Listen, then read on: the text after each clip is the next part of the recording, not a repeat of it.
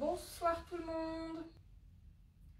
Alors on va attendre que tout le monde arrive, au moins les premières personnes.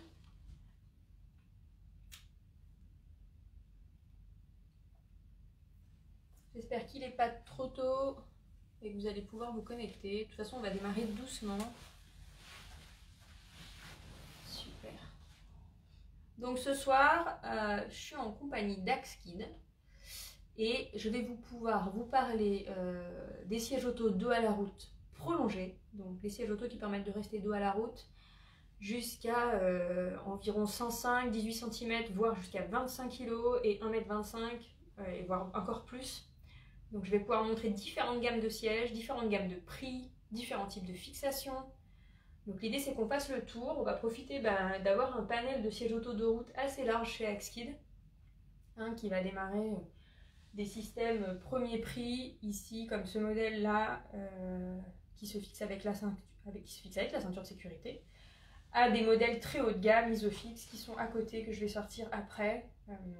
Donc je serai ravie un peu de vous faire un peu tout le panel, tout en vous expliquant pourquoi le dos à la route c'est mieux, pourquoi c'est plus sûr pour vos enfants, et répondre à toutes les questions que vous vous posez autour du dos à la route. Combien de temps? Est-ce qu'il y a des risques? Les avantages? Est-ce qu'il y a vraiment des inconvénients? Est-ce que les enfants sont malades? La visibilité? Enfin, vraiment tout ce qui vous passe par la tête, on est là pour répondre à un maximum de vos questions ce soir. Bonsoir tout le monde. Bonsoir, bonsoir. Je vais attendre encore quelques minutes avant de vraiment démarrer. Je vois qu'il y a déjà pas mal de monde de connecté.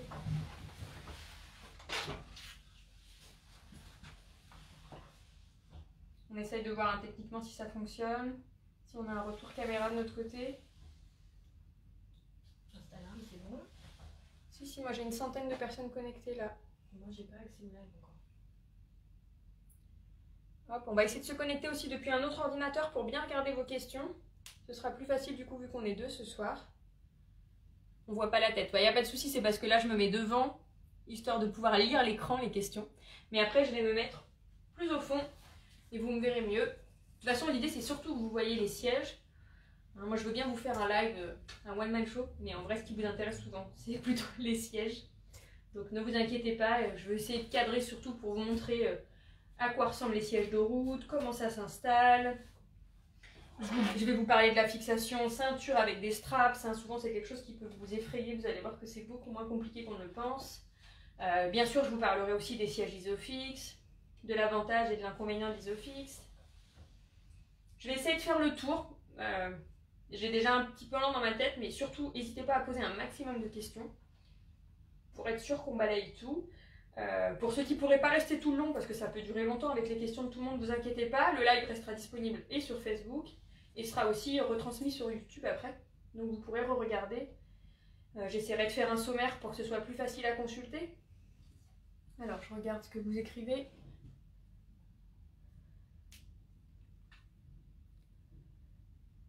Ouais, alors pour les histoires d'être malade en voiture, on pourra en parler, c'est vrai que c'est un vrai souci.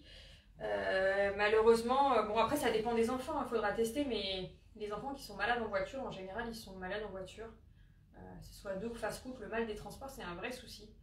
Donc on pourra essayer d'en parler, voir s'il y a d'autres parents qui veulent partager leur expérience, les solutions qu'ils ont trouvées.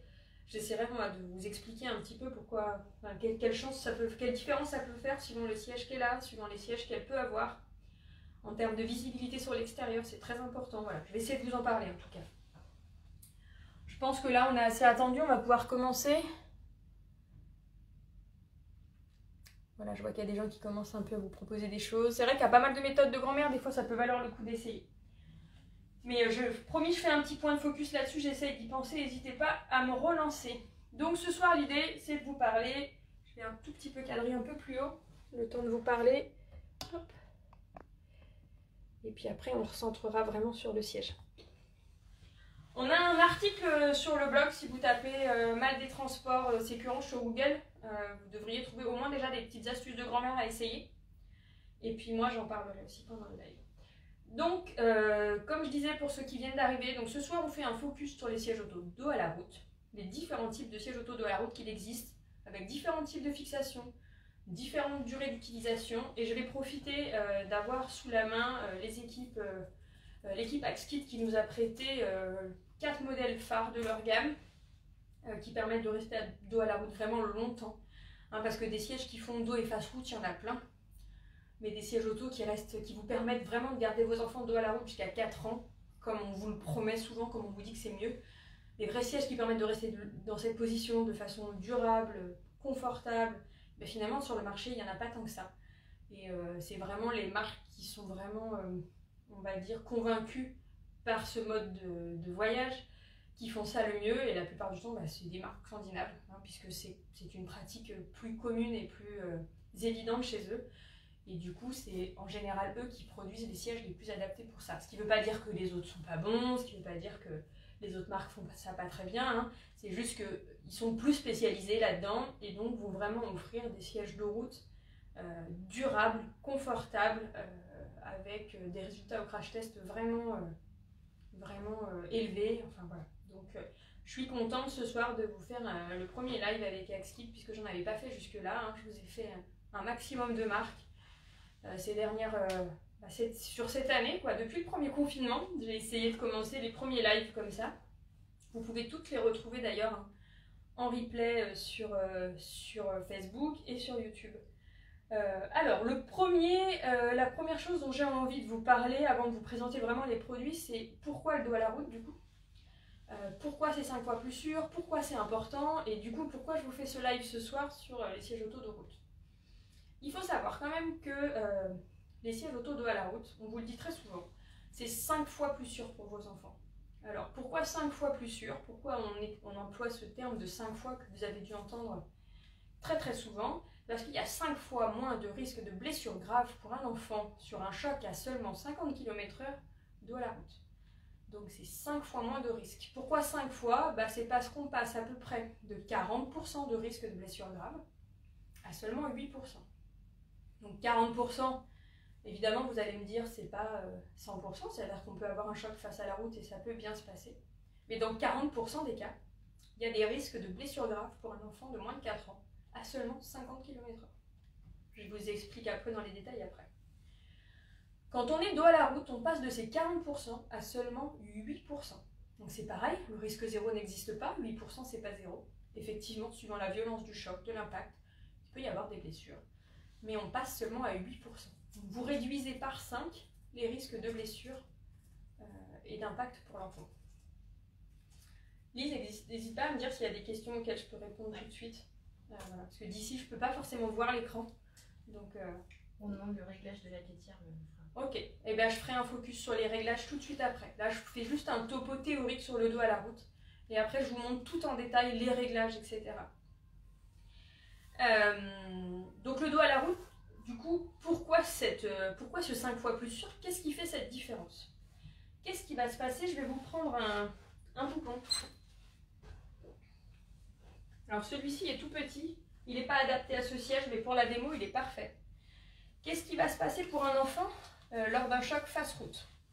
Quand on a un jeune enfant, sa tête elle est proportionnellement très grosse par rapport à l'ensemble de son corps et très très lourde. Sa nuque n'est pas encore mature. Et contrairement à ce que vous pensez, jusqu'à 4 ans, elle n'est pas terminée non plus. Alors évidemment, il va tenir sa tête avant, elle sera plus solide.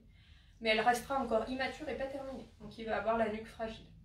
Ce qui va se passer, c'est qu'en cas de choc, exactement comme ça va se passer pour un adulte, s'il est positionné face route, l'enfant va être retenu au niveau du buste par son harnais, c'est-à-dire même s'il est bien installé, etc. En revanche, la tête, elle va être basculée en avant, projetée. Les cervicales vont être énormément étirées. La colonne vertébrale, les cervicales, et hop, la tête va revenir taper en arrière dans le siège. Ça, c'est ce qu'on appelle communément pour un adulte le coup du lapin. C'est déjà extrêmement violent, extrêmement dangereux, et ça a déjà des conséquences, des impacts graves pour un adulte. Imaginez pour un enfant qui a encore les cervicales non matures et la tête très lourde. Les conséquences sont beaucoup plus graves, beaucoup plus importantes. Quelle différence ça va faire lorsqu'il est dos à la route? Eh bien, en cas d'impact, votre enfant va être, du coup, projeté au fond de son siège, donc plaqué. La position de ses jambes va venir se regrouper sur lui, les bras, la tête. Il va y avoir un petit léger mouvement de tête, effectivement. Mais l'ensemble, tête, colonne vertébrale, va rester bien aligné. Il n'y a quasiment pas de pression sur la nuque. On va passer de face route à 50 km/h. Je vous parle toujours à 50 km/h. Donc imaginez, c'est pourquoi 50? Parce que c'est la vitesse la plus commune, c'est comme ça qu'on regarde. Hein. C'est comme ça qu'il y a le plus d'accidents. On va passer à un poids de 300 kg sur sa nuque, là, qui va être encaissé, à dans l'autre sens, quand il est bien plaqué au fond, à seulement 50 kg quand il va pouvoir être amorti par tout l'arrière du siège. 300 kg, 50 kg. Donc la différence est juste énorme en termes de pression et de résistance des cervicales, de la nuque là, et de toute la colonne vertébrale. Voilà à peu près de façon un peu plus simple et claire pourquoi c'est plus sûr. Si vous ne vous rendez pas compte de ce que ça peut représenter d'un impact, je ne sais pas si vous avez l'occasion de souvent prendre le bus par exemple, essayez de vous installer sur une place de route, une place face route, et ressentez ce qui se passe, ne serait-ce qu'au moment d'un freinage. Je ne parle même pas d'un accident, juste au moment où le bus va freiner. Essayez de ressentir ce qu'on ressent au niveau des cervicales, au niveau de la nuque, et essayez de voir à peu près l'impact que ça fait. Et imaginez, pour un jeune enfant, dont effectivement les cervicales sont pas matures, etc. Alors, je ne vais pas répéter, mais je pense que vous avez compris le principe. Pour lui, ça va être démesuré. Tout ce que vous ressentez qui est déjà désagréable, pour lui, ça peut être vraiment fatal. Donc gardez son enfant dos à la route jusqu'à 4 ans à peu près, dans l'idéal le plus longtemps possible. Si on a un grand gabarit, ça peut être 3 ans, 3 ans et demi. Si on a un petit gabarit, pourquoi pas plus, 4 ans et demi, 5 ans. En gros, le plus longtemps on peut rester dos à la route, le plus sûr ça peut être. Vous allez trouver ça drôle, mais évidemment, si nous, on pouvait rester aussi dos à la route, finalement, ce serait mieux. Bon, techniquement, aujourd'hui, c'est pas possible, c'est pas permis. Mais à choisir, si vous voyagez dans un train ou dans un bus, etc., et que vous avez le choix, et ben n'hésitez pas, ce sera toujours plus sûr pour vous. Et c'est assez simple finalement, parce qu'en fait, ce constat a été fait dans les années 60 par justement des Suédois qui ont remarqué que finalement, quand les occupants d'une navette devaient décoller, ils étaient positionnés dos à la force pour éviter la pression sur les cervicales. Donc ils se sont dit, mais en fait c'est évident, c'est juste de la science bête et disciplinée, et c'est plus sûr pour les cervicales. Si ça l'est pour un adulte, ça l'est forcément pour un enfant. Et depuis, c'est vrai qu'il y a énormément de tests et d'études qui sont faites, et on a vraiment remarqué que la position dos à la route durable sauvait des vies. Donc voilà, je vous invite vraiment à y penser. Je sais que vous avez beaucoup d'inquiétudes et je vais répondre à un maximum de questions sur ces inquiétudes, mais vraiment, dites-vous bien que la plupart de vos inquiétudes sont des inquiétudes d'adultes, de parents. Ils ne sont pas des inquiétudes d'enfants. Et que les enfants dos à la route, j'en connais aujourd'hui beaucoup. Hein, ça fait 8 ans que je fais la prévention à ce sujet. Les enfants de route ne sont pas malheureux, ne sont pas plus malheureux que les autres, bien au contraire. Et vous allez voir simplement qu'ils ont d'autres réflexes, d'autres habitudes, et on va en parler. Voilà là-dessus. Est-ce que vous avez des questions sur la partie théorique avant qu'on attaque un peu les démos d'installation? J'ai une question, mais ça se rapproche de ce que tu viens d'expliquer. À partir de quel âge le risque dos route et face route se rapproche? En gros, jusqu'à quel âge est-il idéal de poursuivre le dos à la route? Voilà. Parce qu'en regardant la courbe de croissance, mon fils pourra presque aller dans son mini-kit jusqu'à 10 ans. Alors le mien aussi, hein, j'ai un petit gabarit et j'aurais pu le garder dos à la route encore aujourd'hui, alors qu'il a pas loin de 8 ans. Non, dans les faits, on parle de plus ou moins 4 ans. Après, si c'est 5, c'est bien, mais il n'y a pas de... 4 ans, ça commence à être pas mal en termes de maturité des cervicales. Voilà, le plus longtemps possible, c'est le mieux. Maintenant, il ne faut pas tomber dans l'excès. On voit aussi les excès inverses. Hein. Mais si on arrive déjà au stade des 4 ans, c'est déjà très bien. Sandrine Sécurange nous dit 99 ans. Sandrine Sécurange est un petit peu faussée. mais oui, il est évident que le mieux, le plus longtemps est le mieux. Maintenant, tant que votre enfant est bien dans le siège, qu'il est bien installé, que le siège est encore adapté pour lui, que ça pose pas de soucis, ni en termes d'installation dans le véhicule. En vrai, il n'y a pas vraiment de raison de se précipiter à changer. Mais voilà, je sais on a toujours cette sensation que notre enfant a grandi. Il y a un côté un peu symbolique du passage au siège de grand. Hein, mon enfant est grand, j'ai envie de passer au siège de grand. On se rend pas compte en vrai que ce que je dis souvent en fait aux familles, c'est qu'on n'est jamais assez grand en fait pour encaisser un accident, même nous. Donc le mieux, on peut le protéger le plus longtemps. En vrai, il n'y a pas d'urgence à se précipiter. Le siège de grand, c'est pas une fin en soi. Il faut pas oublier qu'en fait, les voitures, malheureusement, les voitures et les ceintures de sécurité ont été conçues pour des adultes. Et que tout ce qu'on met en place pour le reste, on essaye d'adapter au mieux nos véhicules pour nos enfants. Et qu'aujourd'hui, ben, le siège de route, c'est ce qu'on a trouvé de mieux pour protéger nos enfants en voiture. C'est voilà, un progrès formidable, la voiture, les moyens de transport modernes, mais ça reste une part de risque non négligeable pour les enfants, surtout en bas âge. Donc voilà, ne vous précipitez pas, Ça peut vraiment changer. C'est toujours au moment où on a un souci qu'on y pense. Et peut-être vous n'aurez jamais d'accident et c'est tout ce que je souhaite à tout un chacun. Mais voilà, ça n'arrive pas qu'aux autres, donc c'est important quand même d'en parler et d'y penser. On a Johanna qui nous demande si on peut partir sur un siège auto au lieu du cosy pour un bébé de 5 mois. Alors c'est intéressant comme question, hein, forcément. Alors de façon générale, je vais vous dire plutôt non. De façon générale, la plupart des sièges qui se veulent évolutifs ne le sont pas vraiment. Un siège qui promet 0, 4, 5, 6 ans, c'est rarement vrai. On va voir quand même qu'il y a quelques modèles sur le marché qui le permettent, dont un chez Axkid et chez certaines autres marques. Mais ils sont très très rares pour plusieurs raisons. Déjà pour des raisons d'inclinaison. Il faut une inclinaison qui est fortement élevée pour un nouveau-né. Pour des raisons de réducteur et d'enveloppement, souvent les petites mousses qui sont à l'intérieur ne sont pas suffisantes pour des tout petits, des nouveau-nés. Ça reste du comblage et du calage. Hein. C'est quand même pas des vrais inserts, des vraies coques vraiment enveloppantes. Pour des raisons de taille des harnais, parce que la taille de harnais, pour qu'elle soit la même pour un enfant naissance et un enfant de 4 ans, honnêtement c'est difficile, soit elle va être trop petite, soit elle va être trop grosse. C'est rare quand on arrive à trouver le bon équilibre. En général, à vouloir jouer sur trop de groupes, trop de catégories, malheureusement, on est moins performant dans une catégorie ou dans l'autre. Bon. Si on y tient particulièrement, il y a quelques rares modèles, et je vous en montrerai un tout à l'heure. Mais dans l'idéal, c'est pas le choix le plus pertinent. Déjà aussi parce qu'un bébé, ça dort beaucoup au départ, et que si vous utilisez un siège évolutif qui reste toujours dans la voiture, à chaque sortie de véhicule, vous allez devoir réveiller votre bébé, vous allez devoir le déranger, le sortir, le manipuler. L'avantage d'une coque, c'est qu'elle va pouvoir se déplacer et respecter à peu près le cycle de sommeil de votre enfant. Vous ne serez pas obligé de le réveiller à chaque fois que vous allez faire une course, etc. Donc à choisir, le passage coque et un siège comme celui-ci, c'est idéal. Maintenant, vous avez des options si votre mode de vie demande vraiment d'avoir un seul siège et pas de coque. T'as d'autres questions Avant on passe à l'installation. Si le mini kit peut rentrer dans une Audi A1. Alors, il peut rentrer, après, tout dépend, il faut faire un essai pour voir l'espace. L'idéal, ce serait de tester. Mais on va faire l'installation, ouais. Et je vais vous montrer du coup comment on peut faire pour installer un siège comme le mini kit et comment vous allez pouvoir jouer sur la place et la profondeur. Comme ça va peut-être répondre à votre question. L'idéal, ce serait que vous puissiez le tester, évidemment, de le mettre dans le véhicule, parce que c'est vrai que on n'a pas forcément en tête toutes les références de voiture, toutes les profondeurs d'habitacle, mais on peut vous donner une idée d'espace, peut-être aussi sur le groupe des parents, allez voir s'il y a d'autres parents qui ont une Audi A1, quel siège auto ils ont à l'intérieur. Ça peut être une première option, ou de regarder, on a une carte collaborative aussi sur Sécurange, voir s'il n'y a pas quelqu'un qui aurait un mini kit près de chez vous et que vous pourriez tester dans votre véhicule.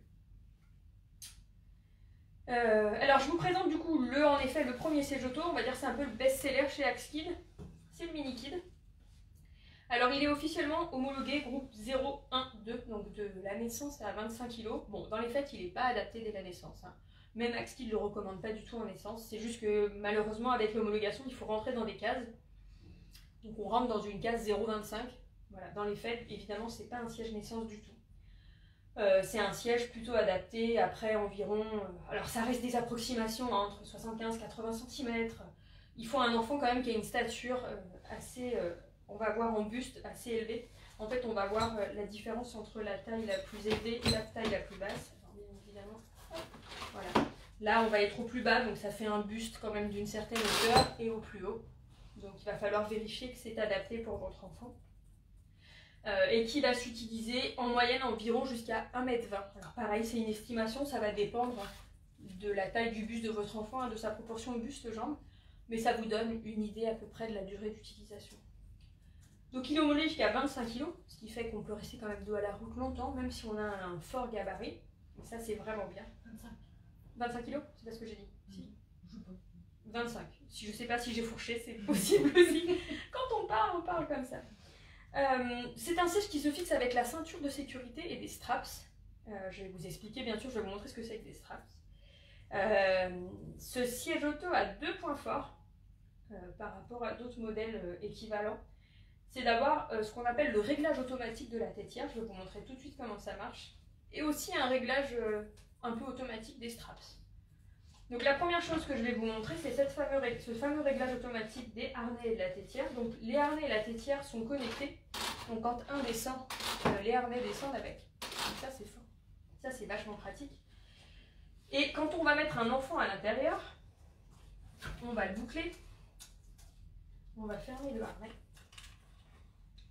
Et ici, comme la majorité des sièges auto, on va pouvoir tirer sur la sangle pour serrer le harnais. Et vous allez voir qu'en serrant le harnais, la tétière et les harnais vont venir s'ajuster. Donc là, je vais m'ajuster vraiment au corps de l'enfant. La tétière va descendre automatiquement au bon endroit. Les harnais au niveau des épaules. Et le serrage, bah forcément, là j'ai serré très fort parce qu'il n'y a pas d'enfant, mais le serrage va se régler automatiquement sur le thorax de l'enfant. Automatiquement, quand je desserre, la tétière remonte. Hop. Et je peux recommencer un réglage. Pour ceux qui sont équipés, ça leur arrive de me dire que la tétière est bloquée et qu'ils n'arrivent pas à faire ce système automatique.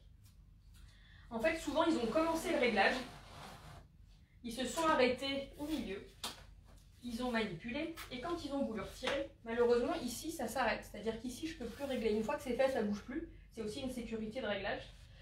Quand on s'est arrêté en route et qu'on n'a pas terminé, il faut vraiment desserrer la tétière, remonter jusqu'en haut. Une fois qu'on est arrivé en haut, on peut de nouveau redescendre et régler. En fait, le problème, c'est qu'il ne faut pas s'arrêter dans son réglage, puisque la tétière va s'arrêter au dernier réglage terminé.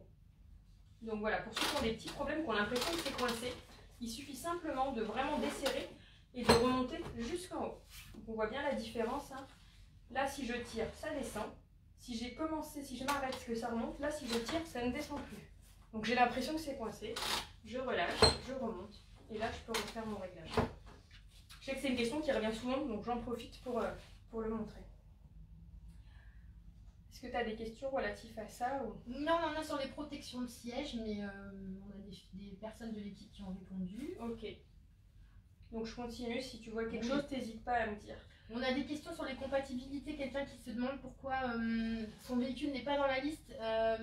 Du coup, on a Ophélie qui a répondu que on ne peut pas tout tester. C'est ça, on ne peut pas tester tous les véhicules. Hein. Mais une 406 break, c'est évident que ça fonctionne sans problème. Il n'y a aucun souci du coup pour une 406 break. C'est évident que voilà, il est difficile pour les marques de tester tous les modèles, toutes les versions de voitures. Une marque nordique, les véhicules français, bon.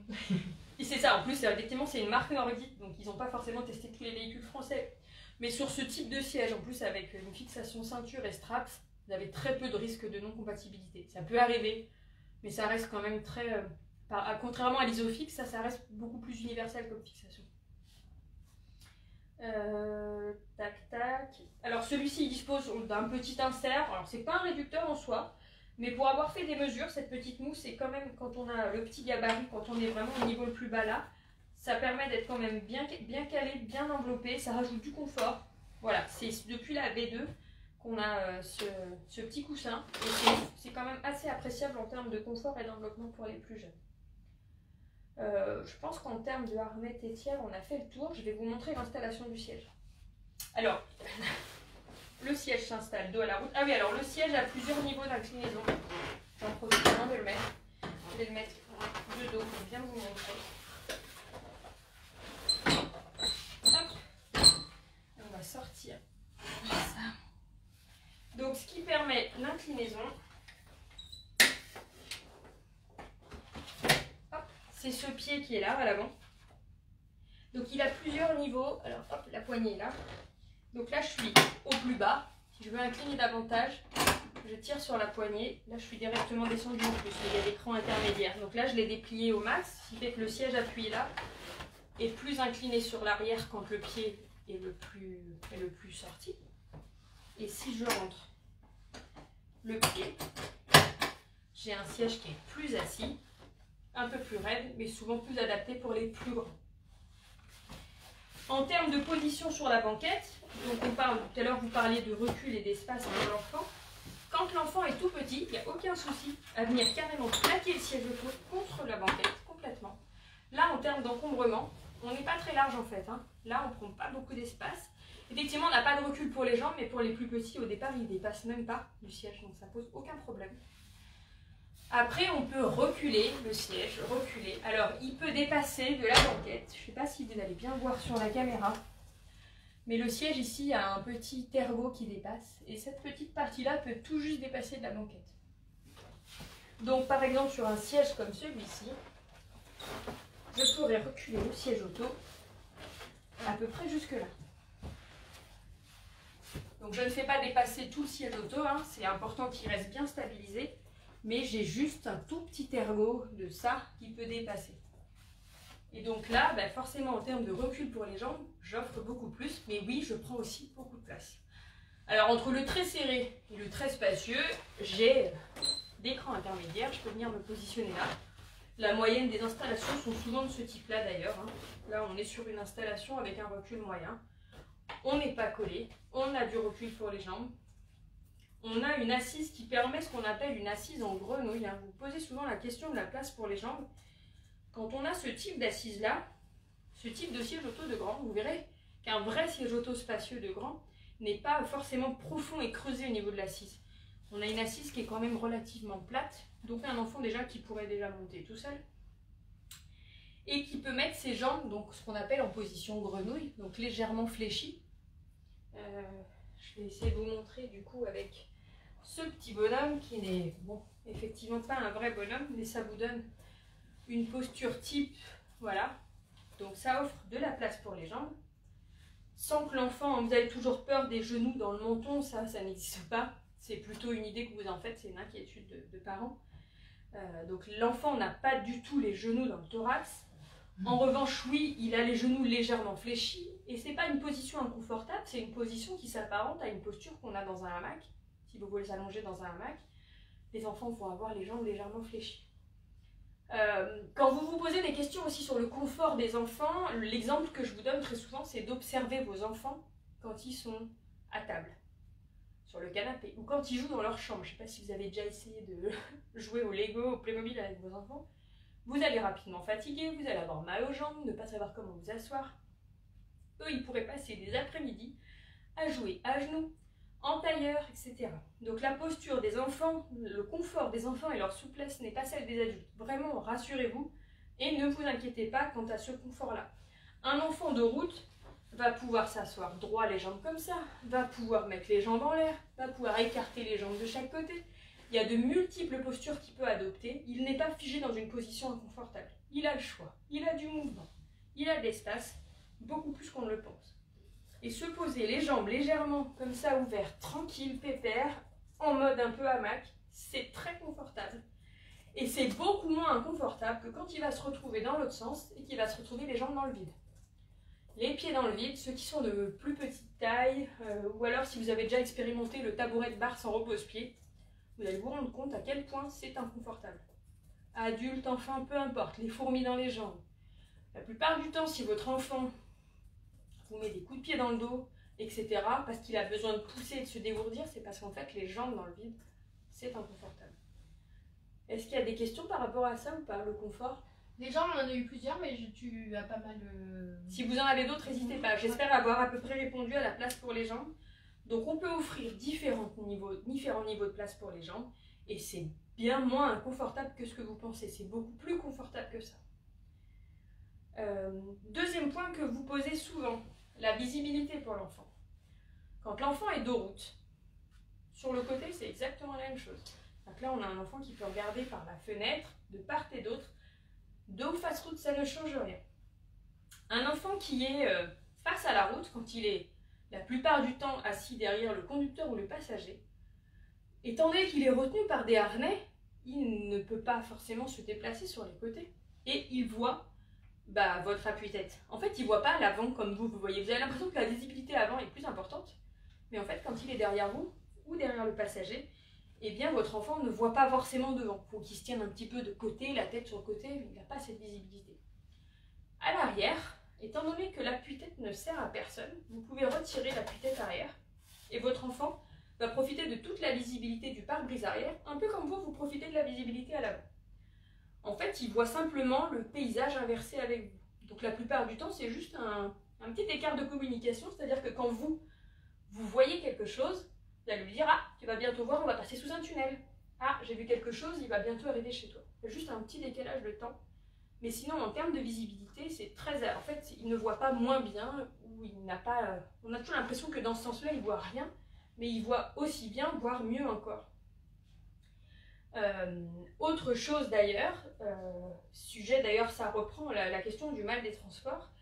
L'enfant dos route dans un siège dos route de ce type de grand a une position assise très haute. Je ne sais pas si vous voyez, mais l'assise est là, la banquette est là. Donc il est très haut. Donc en effet, par la fenêtre et l'extérieur, il voit très bien. Mieux on voit l'extérieur, mieux on peut regarder défiler le paysage, et moins on est malade. C'est très très important de pouvoir regarder dehors pour éviter le mal des transports. Souvent, les enfants qui sont dans des sièges auto trop bas ou trop couchés et qui regardent le plafond, quelque chose qui ne bouge pas, c'est dans ce contexte-là qu'ils sont malades. Donc, je ne peux pas vous dire que ça répond à tous les cas, ni que ça va soigner, que ça va résoudre le problème pour tous les enfants. Mais d'avoir un siège de grand, de route, très haut, bien assis, avec une bonne vision panoramique, peut résoudre le problème du mal des transports. Donc ça vaut vraiment le coup de ne pas se fermer à cette possibilité. Et ensuite, je voulais vous dire quelque chose, je ne sais plus comment je voulais vous dire. Ah oui, le paysage aussi vu par derrière défile moins vite. En fait, le fait de voir le paysage à l'envers défiler à l'arrière, ça défile moins vite et ça demande des saccades oculaires moins rapides. C'est aussi plus confortable pour les plus jeunes enfants. Donc c'est bon à savoir.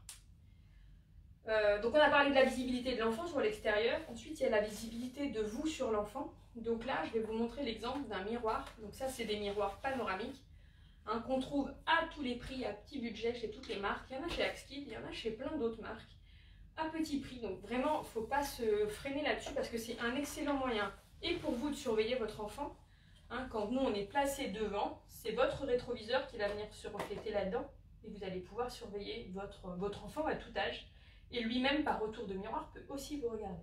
Donc ça, c'est un vrai plus pour communiquer avec eux. Maintenant, voilà, suivant les enfants, ils apprécient pas. En tant que tel, nous, on en a eu très peu. Et c'est intéressant de se rendre compte comme les enfants s'adaptent très vite.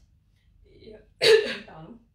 Et qu'en fait, sans voir, ils développent d'autres habitudes, d'autres caractéristiques. Chez nous, par exemple, il était impossible d'ouvrir la boîte à gants ou de choper un paquet de bonbons sans que les enfants soient au courant. Pourtant, ils étaient dos à la route. Je vous assure qu'ils développent l'ouïe, l'audition de façon... Voilà, ils ont leurs petites habitudes en fait. Chez un enfant, le dos à la route, ça pose vraiment pas de souci parce qu'en fait, tout petit, c'est obligatoire. Tant que vous êtes dans l'usage de la coque, c'est obligatoire. Vous commencez à avoir le choix en général.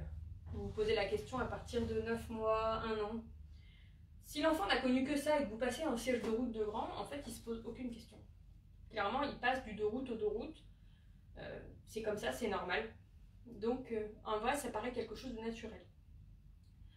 Pour eux, c'est voilà. Souvent, c'est plutôt vous qui vous posez la question. Et je sais que sur la plupart des sièges, ils ne savent même pas que le siège peut se mettre dans l'autre sens. On pose le choc arrière.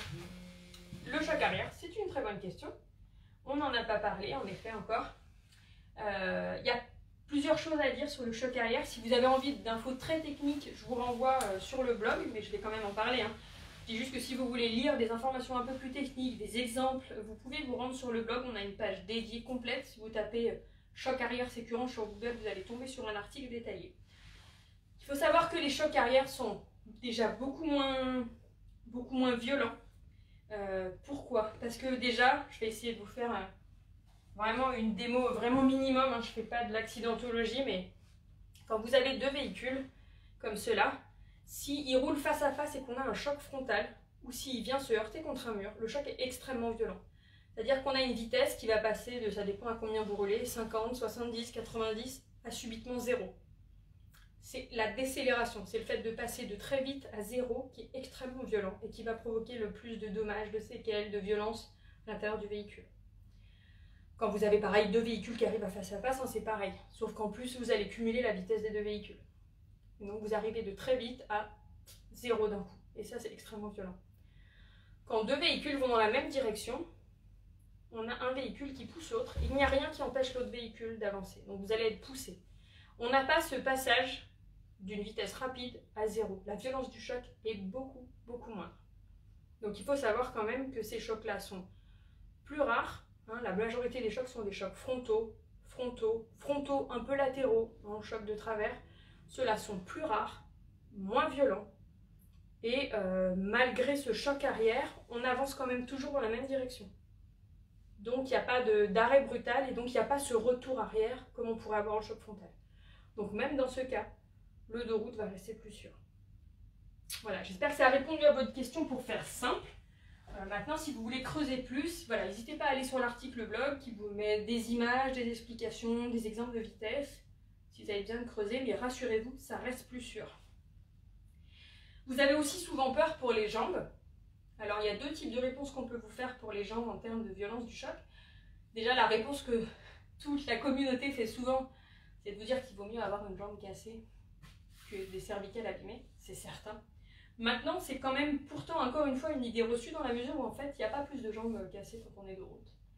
Et la plupart du temps, les jambes cassées, c'est souvent face route qu'elles arrivent. Parce qu'en fait, quand l'enfant est face route, les jambes sont violemment... Je ne sais pas si je vais me remettre devant avec notre ami Bobby. Mais quand l'enfant est face route, ses jambes vont justement être projetées violemment vers l'avant et elles vont venir taper la banquette avant. Et c'est souvent à ce moment-là qu'on a des ruptures du fémur, etc. C'est vraiment la jambe qui pend et bam, qui vient caler, qui vient se cogner contre la banquette avant. C'est là qu'il y a rupture. Quand l'enfant est dos route, hop, on va essayer de ne pas faire tomber le siège auto. Je pense qu'avec le petit mannequin, ça va être plus facile de vous montrer parce qu'il est plus souple. Donc je vous disais, hein, la différence c'est ces jambes-là qui viennent cogner. Et si l'enfant est dos route, en fait en cas d'impact, vous pouvez voir des vidéos très bien faites, on voit que les jambes viennent en position fétale, elles remontent contre l'enfant. En plus il est extrêmement souple. Donc les jambes viennent se regrouper sur lui-même. En fait les jambes elles ne sont pas tendues et cassées, elles remontent, l'enfant se regroupe sur lui-même et il est plaqué au fond. Donc il y a vraiment une position fétale de sécurité qui est vraiment très naturelle. Et finalement, on n'a pas vraiment de jambes cassées dos à la route en fait. Ça n'existe pas, c'est plutôt une légende urbaine qu'autre chose. Hop. Est-ce qu'il y a d'autres questions? Je continue sur l'installation. Dans l'immédiat, c'était les jambes, la place et le mal des transports qui revient pas mal, mais on a eu... J'ai essayé de répondre à déjà ces questions. Si je les ai loupées, si vous ne les avez pas entendues, vous inquiétez pas, le live restera à dispo et je vous dirai, j'essaierai de faire un sommaire pour vous dire à quelle minute on répond à quoi pour que vous puissiez y revenir. Voilà, n'hésitez pas à y revenir après. Donc, on va installer, je remettrai Bobby dans le siège après. On va installer le siège et vous allez voir, c'est pas très compliqué. Alors, la première chose à faire, quand on installe un siège dos à la route, affixe à son ceinture. Vous avez des fois souvent peur que la ceinture, ça demande beaucoup de ceinture. Parce que vous avez en tête tous ces sièges auto. On va devoir faire à un moment donné le tour du siège avec, ça demande beaucoup de ceinture. C'est absolument pas le cas sur ce type de siège ceinturé. Ça demande très peu de ceinture parce qu'en fait la ceinture en elle-même ne passe que devant. C'est-à-dire qu'elle va venir fixer uniquement l'avant du siège. L'arrière sera fixé par les fameux straps que je vous montre tout de suite après. Donc c'est assez simple. On a un trou de chaque côté du siège. Je pense qu'on doit voir passer ma main de l'intérieur à l'extérieur. J'ai le même de ce côté. Donc je vais venir passer. C'est une fixation à peu près standard sur ce type de siège. Je passe par le premier trou ici. Je passe ensuite de l'autre côté. Donc je vais venir ressortir par là. Hop. Et je vais venir me clipper. Ensuite, j'ai des pinces parce qu'en fait, ce que je viens de faire là, je voudrais que ce soit serré et stable. Donc je vais venir, j'ai bien ouvert les deux pinces. Je vais venir vraiment tendre, serrer, je n'hésite pas. Je n'hésite pas même à m'appuyer, je n'hésite pas à serrer. On ne fait pas d'excès, pas de zèle, je vous dis bien appuyer, bien tendre. Je sais qu'on a des extrémistes, surtout on fait attention que la ceinture soit bien à plat, pas vrillée, bien tendue. Et on va pouvoir venir hop, refermer la pince de ce côté. Donc je vais faire le tour pour faire ça correctement. Là je referme la pince pour stabiliser et que du coup ça vienne pas bouger. Donc là j'ai tellement bien tendu que c'est légèrement dur, mais c'est normal. Il ne faut pas s'inquiéter, c'est parce que là j'ai un petit pli. Je suis sur une banquette de démo qui ne place pas forcément la ceinture idéalement. Hop, voilà, là c'est verrouillé. Je vais faire pareil de l'autre côté, à part que je n'attache qu'une ceinture, celle du haut n'est pas attachée, c'est uniquement celle du bas. Hop, mais je fais exactement la même chose. Donc là le bas, on a déjà un siège, honnêtement on a déjà un siège qui bouge déjà quasiment pas. Dans ce sens en tout cas. Après il peut encore bouger dans ce sens. Et c'est ce sens-là qu'on va régler maintenant. Hop, donc on va légèrement baisser la caméra. Hop, un de juste, voilà, juste l'articulation. Voilà, super. Et un peu plus à droite. On est tendu. Voilà, super. Alors, les straps, merci beaucoup. Les straps, ce sont ces sangles-là qui sont livrées avec le siège. Donc ça peut paraître barbare parce que c'est pas commun sur la plupart des sièges auto que vous rencontrez. En fait, vous allez voir que c'est très simple. Les straps, on peut les fixer à différents endroits de votre véhicule. Donc là, j'ai simulé qu'il y avait une banquette devant. Le premier endroit où on peut venir se fixer, en général le plus simple, ce sont les rails du siège qui est devant. Il va falloir regarder si les rails de ce siège-là sont facilement accessibles par-dessous. Parce qu'il va falloir finalement que j'y passe. Hop. La sangle, je vais la passer dessous. Donc ce petit crochet qui fait office ici sur la banquette de démo de rail. Je vais passer dedans. Et je vais venir faire une sorte de nœud. Vous allez voir, il y a des petits trous. Hop. Il y a des petits espaces. Je trouve le bon. Je le fais au plus court possible. Donc chez moi, ça va être le deuxième petit trou disponible sur la sangle. Je le cherche. Je ne suis pas bien réveillée. Voilà. Donc là, j'ai un petit trou. J'ai l'anneau et je vais passer dedans. Ça va faire une sorte de nœud.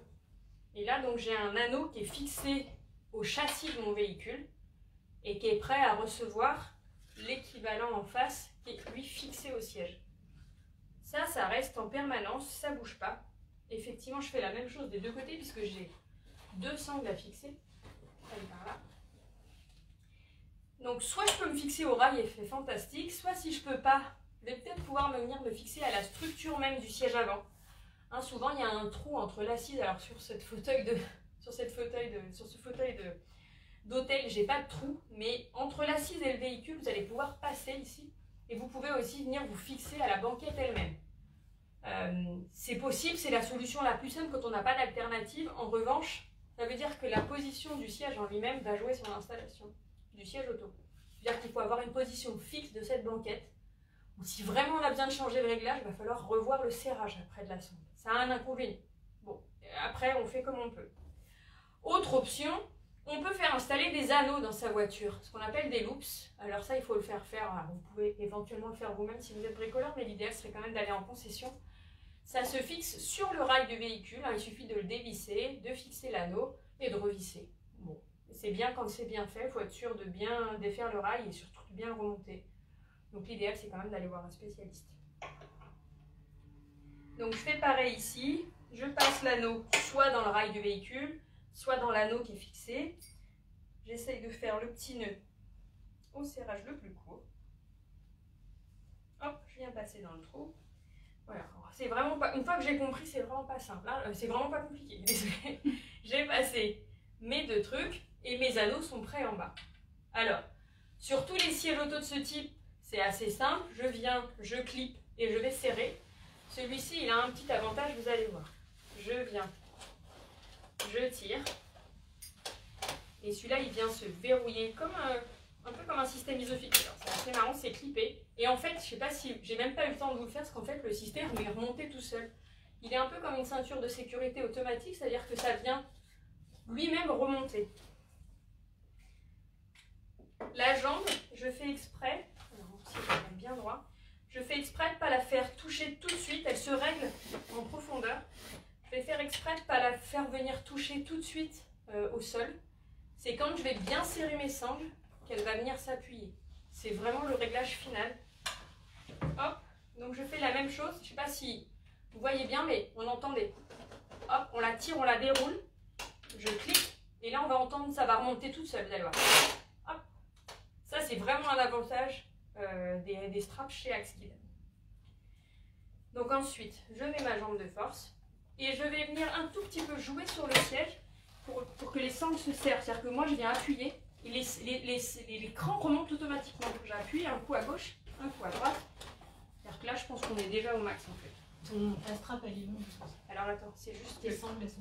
J'ai pas fixé le repose-pied du siège de Nemo et du coup il bouge. Le repose-pied, effectivement, le sol de votre véhicule n'est pas censé bouger. Et moi j'ai un sol escamotable. Donc je vais juste bien le fixer. Hop. Voilà, pour que je puisse déployer ma jambe.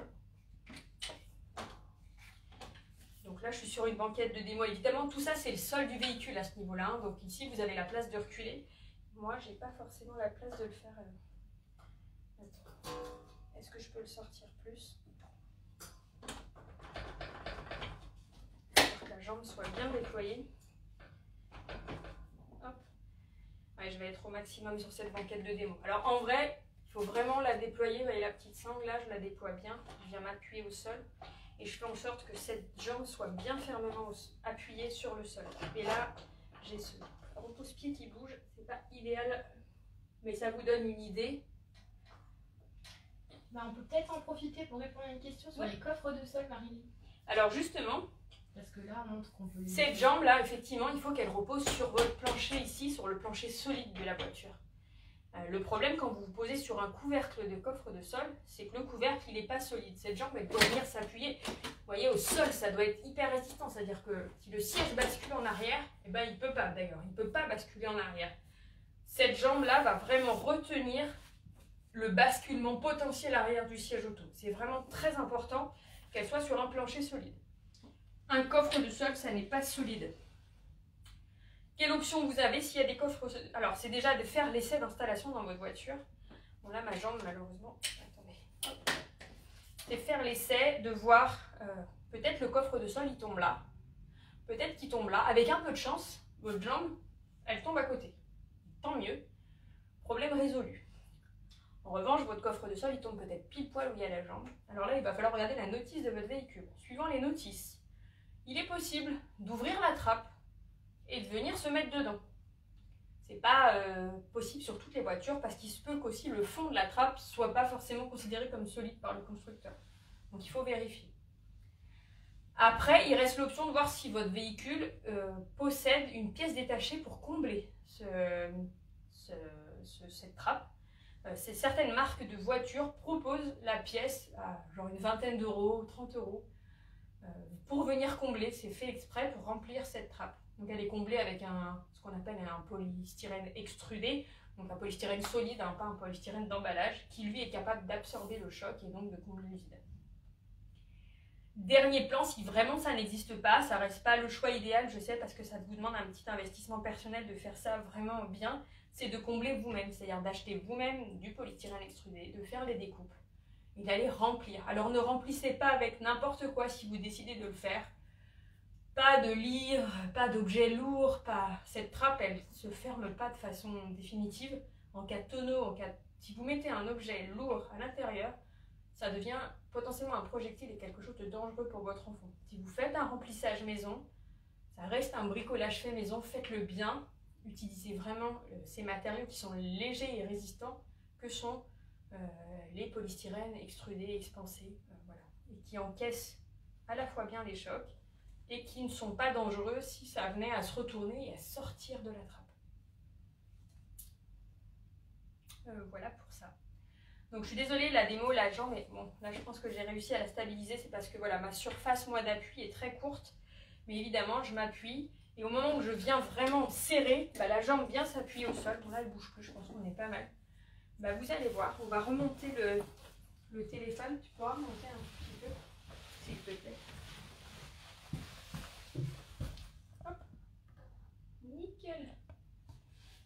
Hop. Là, on va voir. Hop, je vais serrer les trucs. Que là, j'ai une fixation. On va pas appuyer la tête. Hop, on va la fermer. Que là, j'ai une fixation arrière et avant. Hein, si j'ai un choc là, le siège ne bouge plus du tout. La fixation, elle est extrêmement robuste et solide. Et c'est vraiment très très fiable. Alors oui, ça demande un petit peu de temps, mais vous allez voir à la longue, quand vous avez compris qu'on attache juste des sangles quelque part où c'est solide, ne les attachez pas n'importe où. Hein. Il y a vraiment des points clés. Rail du véhicule, structure de la banquette avant, ou anneaux qui seront vraiment fixés dans la structure du véhicule. Voilà, quand on est sur des endroits vraiment ancrés dans la structure, on fait juste des espèces de nouages très simples à gauche et à droite et on vient se fixer dessus. En vrai, c'est simple. En plus, avec un modèle comme Active où les sangles se rétractent toutes seules, faut avouer que ça devient encore plus élémentaire. Les autres, je ne vais pas vous dire que c'est compliqué, simplement ça vous demande vous-même de faire ce serrage, là, on tire sur la sangle et on fait ce serrage à la main. C'est accessible, mais là ça vient rajouter de la facilité encore plus, et ça vous rend ce type de fixation plus abordable pour vous. Est-ce qu'il y a des questions sur la fixation du coup? La fixation, non. Si on a Angélique qui a demandé si une fois les straps passés dans les rails, il est toujours possible de bouger le siège passager avant. On lui a dit que normalement oui. Sur les rails, oui. Si vous êtes bien du coup à l'arrière du rail, le plus en arrière, et ben, du coup le siège peut profiter de toute la longueur. Peut-être ça va lui consumer un tout petit cran de recul arrière, peut-être 1 cm ou 2, puisqu'il pourra pas aller peut-être à fond. Bon, ça reste très limité, ça n'empêche pas de bouger la banquette. La seule chose qu'il faut veiller, c'est si on se sert du siège avant, ça n'empêchera pas de le bouger en vrai. C'est juste qu'en effet, ça va empêcher de... Enfin, ça va falloir que si je décide d'avancer, de reculer, je pense à refaire la tension en conséquence, puisque je change le réglage du siège. Pourquoi mon axe qui plonge et s'enfonce dans la banquette? Ben, ça dépend de la mousse du véhicule. Alors ouais, alors je sais pas dans quel sens est-ce qu'il... Ouais, c'est ça. Peut-être que tout, donc j'imagine c'est qu'il s'enfonce dans la banquette. Il s'enfonce de ce côté-là. En fait, essayez de le serrer. En fait, enfoncez-le à fond, en fait. Faites l'appui. Faites en sorte de vider l'air qu'il y a dans la mousse et d'appuyer à fond au moment où vous serrez à l'avant et quand vous serrez à l'arrière. Effectivement, si vous ne le faites pas au début, c'est que ça va créer du jeu à un moment donné, quoi. Faudrait essayer... C'est que ça abîme la banquette du véhicule. Ah, c'est que ça va abîmer. C'est votre banquette, elle est... Alors, une protection de siège. Alors, chez Axkit, il y a celle-ci, mais si ça s'enfonce vraiment, il faudrait voir... une autre qui est plus épaisse. Une plus épaisse. Il y en a des rigides aussi dans le commerce. Ouais. Faudrait la plus épaisse et la plus rigide possible pour que vous puissiez ça dépend des mousses, serrer fort. Mais oui, c'est possible que ce soit lié à l'épaisseur et à la densité des sièges de votre banquette, malheureusement. Donc si vous voulez serrer sans les abîmer, il faudrait vraiment mettre une protection de siège un peu épaisse et dense pour éviter le marquage, je sais pas si c'est du simili ou du tissu. Ou... Voiture allemande. Dis-moi si tu vois d'autres questions. Mal des transports. Alors je suis désolée pour ceux qui arrivent après, mal des transports, j'ai répondu. Vous inquiétez pas, la vidéo reste dispo et je vous mettrai un petit sommaire pour que vous retrouviez les questions et les réponses à quelle minute on peut retrouver quelles questions. Mais vraiment vous inquiétez pas, à part quelques cas, je ne peux pas vous généraliser, on n'est pas plus malade dos à la route que face à la route. Au contraire en fait. La plupart du temps, voir le paysage défiler moins vite à l'arrière et avoir une bonne visibilité extérieure dans ce type de siège évidemment, l'enfant n'est pas forcément plus malade comme ça. Après voilà, effectivement il va y avoir toujours des cas différents, des vécus différents, donc je ne peux pas vous faire une généralité, mais pour ma part mon fils est malade que depuis qu'il est passé face à la route en vrai. Donc ça veut vraiment rien dire en général le mal des transports. Malheureusement on a le mal des transports en fait, hein. C'est le fait d'être dans un véhicule. Et ça peut être une étape de la vie un peu compliquée pour les parents et pour les enfants. Est-ce que le mini-kit peut avoir plus d'inclinaison? Oui, je crois que t'es pas mal. Alors là, est-ce que je suis... Non, là j'ai rebaissé, oui, il y a 3 niveaux d'inclinaison. Après, si c'est vraiment ça suffit pas, on peut acheter une petite cale supplémentaire qui va venir mettre sous le pied. C'est une option. C'est une cale en plus, donc on va rajouter ici sous le pied et donc offrir un peu plus d'inclinaison. Déjà de base, on a à peu près 3 crans sur le pied. Donc là, je suis pas au plus incliné. Maintenant, ce n'est pas un siège auto bébé, naissance, c'est un siège auto 2e âge. Donc, comptez post-coque, après environ 80 cm, 75, ça va dépendre du buste. Il faut vraiment essayer, c'est-à-dire vous voir quand le harnais est au plus bas, que j'ai bien les harnais au niveau des épaules. Qu'est-ce que je voulais dire? Oui, et du coup, des fois, juste, en fait, l'important, c'est d'avoir le bon niveau, tout simplement pour pas que la tête tombe. C'est vraiment ça qui est important. Et parfois, juste cette petite inclinaison où la tête est légèrement basculée en arrière est suffisante. Voilà, donc si vraiment ça suffisait pas, ne pas hésiter à acheter l'accessoire en plus. Mais si ça suffit, n'allez pas acheter l'accessoire pour l'accessoire. En fait, plus le siège est assis, plus il est sûr pour votre enfant. Donc, trouvez le bon équilibre entre trop assis, et là j'ai la tête qui tombe, et c'est pas sûr, pas confortable, et trop couché, et je perds en sécurité sur le siège. Est-ce qu'on peut incliner le dossier? Non, c'est le siège auto dans sa globalité qui s'incline. Donc ici je soulève, et donc c'est tout le siège qui bascule. Bon, enfin ça incline le dossier en tant que tel, mais c'est pas le dossier c'est pas comme une poussette en tout cas. Vraiment tout le siège auto qui bascule. Donc là, on est sur le Mini Kid.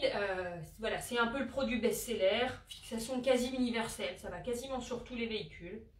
Ça va accepter jusqu'à 25 kg et jusqu'à environ 1,20 m. Ça peut être un peu moins, un peu plus. Ça dépendra vraiment de la taille de buste de l'enfant. On est sur un prix moyen de combien pour celui-ci? 399. Voilà, on est sur un prix moyen. On est en dessous de la barre des 400 €. Donc on a un rapport usage dans le temps prix, je sais que ça peut paraître élevé pour certains, mais ça reste tout à fait correct dans cette catégorie. Maintenant pour les plus petits budgets, on va avoir ici le Move que j'ai laissé en arrière-plan, qui fait, on va dire, la même prestation en termes de dos route, le même type de fixation. Seulement on va être sur des réglages par exemple de tétière qui vont se faire manuellement. Il va falloir que je défasse mon harnais, que je passe au niveau du dessous. J'ai pas ces systèmes de réglage automatique, ni pour ça, ni pour les sangles. Par exemple, les sangles qui sont là, quand j'aurai fixé les straps, je vais faire mes serrages à la main.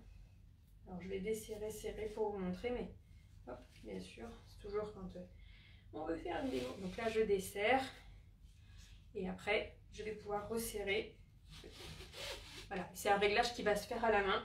Donc je vais venir ici sur le crochet et je vais venir tirer à la main pour bien tendre.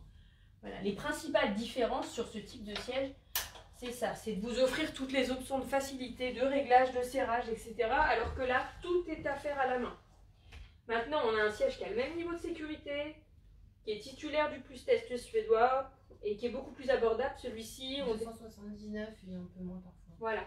On le trouve environ aux alentours de 279 €, voire moins suivant les promos et suivant les opérations commerciales, d'anciens coloris, etc. Donc là, on est beaucoup plus abordable. Mais la fixation est la même, la ceinture à l'avant, les straps à l'arrière et voilà, des réglages manuels. Mais on a une assise large, un poids jusqu'à 25 kg, etc. Donc ça peut être aussi un bon compromis, soit pour les petits budgets, soit pour une seconde voiture, etc. Là, voilà, sur la fixation ceinture. Je vais pouvoir vous montrer un peu l'isofix après. Alors, on nous demande, est-ce que c'est uniquement de route? Oui, ces sièges-là sont uniquement de route. L'âge à peu près de 25 kg. 6 ans. 25 kg, ça va être un... C'est hyper aléatoire, mais ça va être 6-7 ans. Mais en vrai, en fait, vous ne ferez pas forcément 6-7 ans. L'idée d'un 25 kg, c'est pas forcément de garder un enfant de 6-7 ans dos à la route. C'est de vous offrir une vraie possibilité de garder votre enfant jusqu'à 4-5 ans dos à la route en fait. C'est-à-dire que suivant le gabarit de l'enfant, qu'il soit fort en poids, fort en taille, etc., ce siège permettra de faire le 4 ans, c'est sûr. La promesse, vous l'avez, elle pourra promettre plus pour certains, mais vous êtes sûr de pouvoir faire les 4 ans dos à la route. C'est ça qui est important surtout. C'est que la plupart des sièges, homologués jusqu'à en général 18 kg 105 cm, 18 kg 105 cm, c'est le poids et taille moyen à 4 ans. Mais en vrai, il y a des enfants de 3 ans qui le font déjà, voire encore avant. Et du coup, la promesse des 4 ans, elle est tenue que si on est dans un gabarit standard. Là, l'avantage, c'est que même si on est sur un gabarit hors courbe, on pourra aller plus loin. Voilà, c'est vraiment ça l'idée. Après, c'est à nous de faire le choix, de décider si on va faire du dos route jusqu'à 6 ans. Honnêtement, moi je veux pas jouer l'extrémisme, en fait tout est possible. Et si vous voulez le faire, vous pouvez le faire, c'est un niveau de sécurité qui reste plus élevé. Maintenant, c'est pas l'idée. L'idée, c'est pas de tomber dans l'extrême forcément, c'est de pouvoir tenir une promesse de dos route prolongée le temps nécessaire. Ça fait réagir les centimètres, 120, 125. Bah ouais. Version 1 du mini kit, version 2, alors il y a une différence d'appui-tête, mais il est beaucoup plus englobant et il est plus... On tenait vraiment bien jusqu'à 25 sur l'ancien, on tient un peu moins sur celui-ci, on dit plutôt une moyenne de 120, un peu moins. Mais la tétière a été retravaillée pour être vraiment plus enveloppante pour les plus petits. En fait, il est plus enveloppant pour les plus jeunes, mais il va légèrement un peu plus tomber un peu plus bas au niveau des épaules pour les plus grands. Honnêtement, si vous arrivez à garder un enfant déjà jusqu'à 1,20 m dos à la route, c'est formidable. Enfin, n'essayez pas toujours de chercher une extrême maximum. Avec un siège comme celui-ci, on peut garder longtemps un enfant dos à la route. La question, c'est ça en fait. Alors oui, on peut, il y a toujours des modèles où on peut pousser toujours plus haut, toujours plus loin, et on va en voir un autre tout de suite après. Mais là, on est surtout sur des enfants qui dépassent vraiment les courbes ou sur des besoins avec des gens qui voyagent extrêmement souvent et qui veulent un niveau de sécurité vraiment jusqu'à 6-7 ans. Et on va avoir d'autres sièges pour ça après. Mais on joue sur plus ou moins 5 cm. En vrai, on chipote un peu, je pense. L'important, c'est que c'est du dos route durable, du vrai dos route durable. Petit buste, grande jambe, petit. C'est ça, ça va dépendre de tellement de variables d'enfants. Il y a des enfants qui nous disent, il y a des adultes, hein, des parents qui nous disent qu'ils accueillent leurs enfants jusqu'à 125 cm dans ces modèles-là, ça marche. D'autres à 115 qui nous disent que l'enfant rentre plus. Il n'y a pas de règle. Nous, quand on vous dit plus ou moins 120, c'est une taille moyenne estimative. Donc, suivant votre enfant, ça va être différent. Ça vous donne une idée, c'est juste pour vous dire, l'usage du siège est durable. Et la promesse est tenue. Hop. Donc pareil pour défaire les sièges, hein. C'est assez simple. Je me décroche, j'ai un bouton pour me décrocher. Si un jour j'ai besoin de changer de voiture, et ben l'idéal, c'est que ces sangles-là, là, elles restent toujours dans la voiture. Et c'est d'en racheter un deuxième jeu. C'est vraiment l'idéal. Après, vous pouvez les défaire et les déplacer, hein, mais c'est pas ce qui coûte très très cher le jeu de sangle. Faut compter quoi, tu sais, moins de 20 €. C'est ça, c'est moins de 20 € pour un jeu de sangle. Si vous avez besoin un jour de passer dans la voiture des grands-parents pour l'été, vous achetez un jeu de sangle qu'ils peuvent même eux garder dans leur voiture tout le temps. Et vous avez juste à défaire voilà, 3 clips en fait. Hein. C'est comme un clip de ceinture là-bas. J'ai déclippé là-bas, je déclipe ici, hop, et je déplace le siège. Est-ce que les straps doivent être tendus? Oui. Oui, ah oui, c'est vraiment important, oui. Ils doivent être tendus. Sinon, vraiment, ça sert à rien.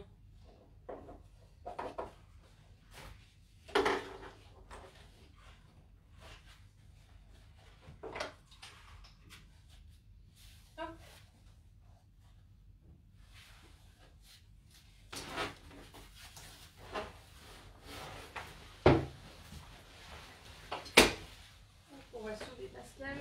Hop là.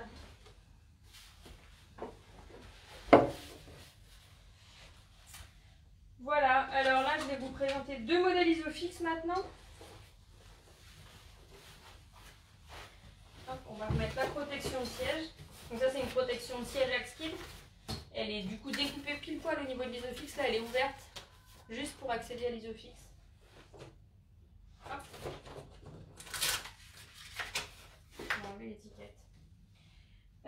Donc je vais vous présenter un modèle Isofix. Donc pareil de la marque Axkid. Ce soir, on vous présente que des produits Axkid pour ceux qui sont arrivés après.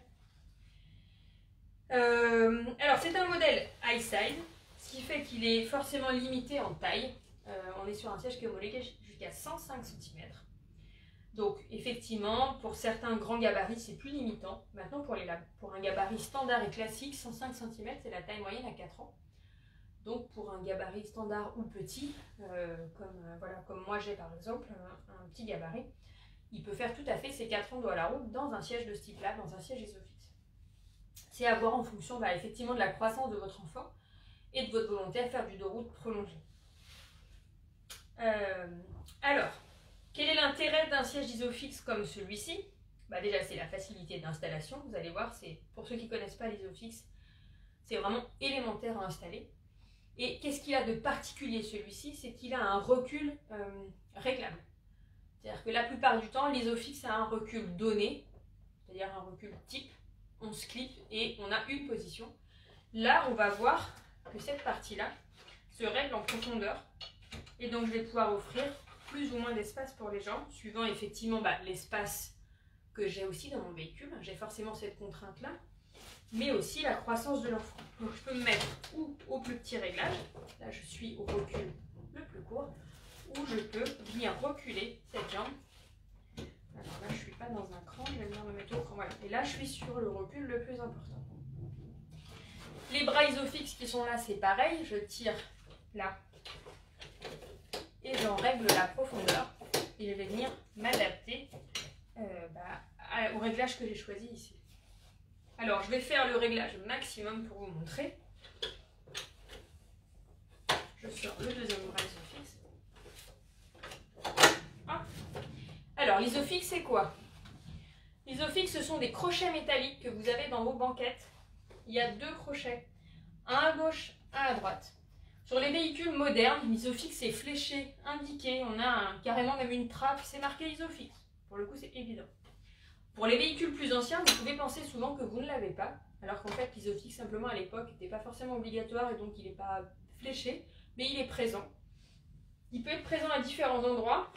Il y a des véhicules où il est dans une, voilà, ça, dans une fermeture éclair, dans une trappe, il est un peu caché. Dans d'autres, il suffit simplement de glisser votre main entre l'assise et le dossier de la banquette. Donc c'est vraiment venir se rentrer et venir fouiller entre l'assise et le dossier. Et j'ai des tas de familles qui me disaient ne pas avoir l'isofix. Et en fait, en allant mettre leurs mains, eh ben, ils trouvent 2 anneaux en métal, à gauche et à droite. On s'attend des fois à un truc hyper sophistiqué, parce qu'on s'attend à un truc hyper chiadé. Je vois pas trop d'autres termes là tout de suite. En fait, l'isofix, c'est un système très simple, très élémentaire. 2 anneaux en métal et 2 crochets sur le siège directement ou sur une base comme ici. Donc là, c'est vraiment 2 crochets. Ici, on voit pas en gros zoom, hein, c'est 2 crochets. Et quand le crochet va venir ici, je ne sais pas si vous allez entendre, mais clac. Là, il y a un clac de ce côté, clac de l'autre. Et là, le siège, il est fixé. Donc ça, c'est vraiment quelque chose d'ultra intéressant parce que ça réduit énormément le risque d'erreur d'installation. Comme tout à l'heure, j'ai une jambe de force. Alors là, je ne suis pas cadrée dessus, mais c'est le même principe que tout à l'heure. Je vais venir la poser juste au sol de mon véhicule, sans forcer, sans soulever. Surtout, on ne soulève pas la base. Elle reste posée, on vient juste poser la jambe au sol. Il y a souvent un indicateur visuel, moi il est vert, vous ne le voyez pas ici, mais ça me dit que la jambe est bien posée. Je cherche le cran le plus court. Non, je ne viens pas le plus haut, c'est le plus court qui met l'indicateur visuel en vert ici. Donc là, mon siège est fixé.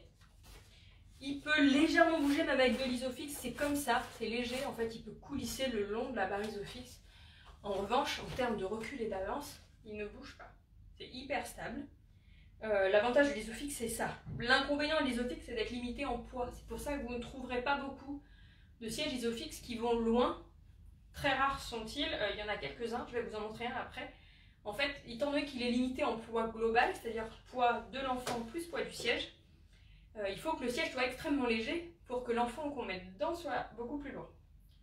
Donc la plupart des sièges faisant à peu près le même poids, on est souvent limité à 18 kg. Mais on a des sièges plus légers et qui vont permettre, malgré l'isofix, d'aller plus loin.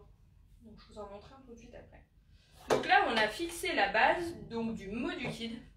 Donc ça, c'est le Modukid, qui est en plus extrêmement abordable pour un siège isofix. Celui-ci, on a 369 le pack. Ouais, 369 le pack. Pour un siège isofix, dos route, titulaire du plus test. Un isofix avec vraiment de la place pour les jambes. Ça, c'est vraiment important. Hop. Donc on prend le Modukid, qui va aussi uniquement dos à la route. Hein. Et il marche à peu près comme les systèmes de code que vous connaissez. C'est-à-dire que le siège se fixe sur la base. Je viens simplement, il faut juste que je vienne aligner la barre arrière, la barre avant.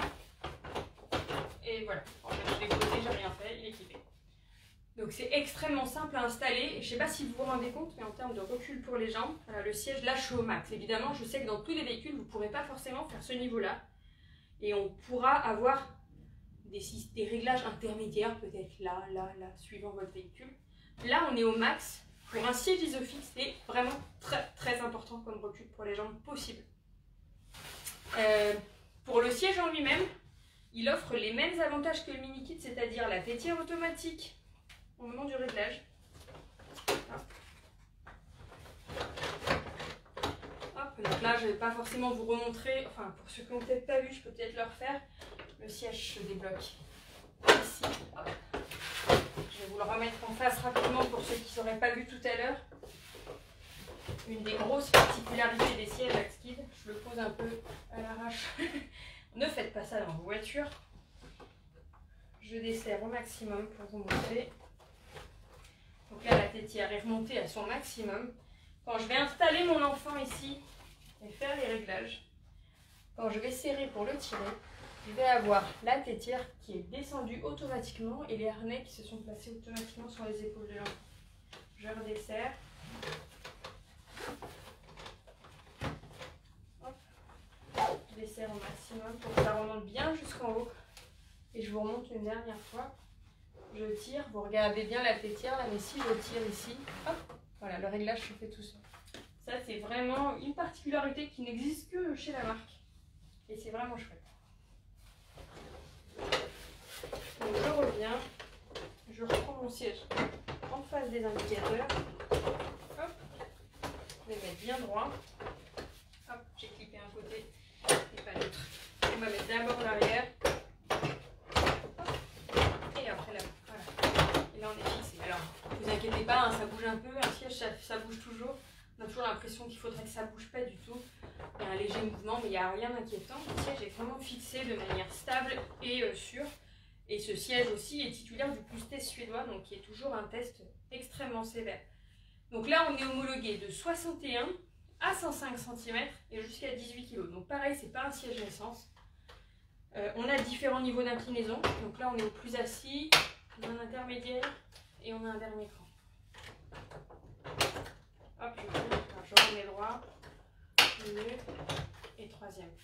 Franchement, globalement, à l'usage, il est vraiment très simple. L'inclinaison est plutôt bonne. Les réglages, je vous ai montré, la place pour les jambes est super. C'est un excellent compromis rapport qualité-prix si on n'a pas un enfant d'un grand gabarit qui n'arrivera pas à faire 105 cm trop tôt. Voilà. Je ne sais pas si vous avez des questions sur ce siège, sur l'isofix. C'est plutôt clair, c'est assez simple, il n'y a pas trop de questions à se poser, le prix est abordable. Enfin, moi, c'est un siège auto que j'apprécie beaucoup, mais en effet, moi, j'ai des petits gabarits, donc aucun problème pour faire même du plus de 4 ans dans ce siège-là pour moi. Maintenant, voilà, c'est à chacun de voir en fonction de son enfant et de sa croissance et de la volonté de faire du dos route longtemps. J'attends juste un tout petit peu. Demande si on a un coussin type Aeromove. Oui. Peut-être le moment quand je peux peut-être le montrer rapidement avant qu'on passe au tout dernier siège de la marque. Hop, j'enlève juste le petit réducteur pour la tête qu'il y a dans ce siège. Et je vais essayer de vous montrer le mieux étant peut-être de pivoter un petit peu la banquette. Je vais rasseoir le siège. Alors oui, la petite nouveauté pour cet été, chez Axkid, c'est un coussin spécial pour l'été, pour anti-transpiration. Et pour le coup, étant donné que vous adorez Aeromove, et ben la bonne nouvelle, c'est qu'en fait, c'est une collaboration avec Aeromove. Donc en fait, c'est un pad anti-transpirant Axkid by Aeromove. Donc ça, c'est super chouette. On sait déjà que ça marche bien, on sait déjà que c'est assez efficace. Jamais pour 100% des gens, mais la grande majorité sont très satisfaits de ce système pour l'été. C'est en éponge de ce côté où l'enfant est dessus. Et de l'autre côté, en fait, c'est en espèce de maille nid d'abeille très aérée. J'essaie de m'approcher pour vous montrer. Voilà, c'est du nid d'abeille, c'est creux. Donc ça laisse vraiment circuler l'air. Hop. Et c'est légèrement souple, c'est vraiment un coussin un peu monté sur ressort.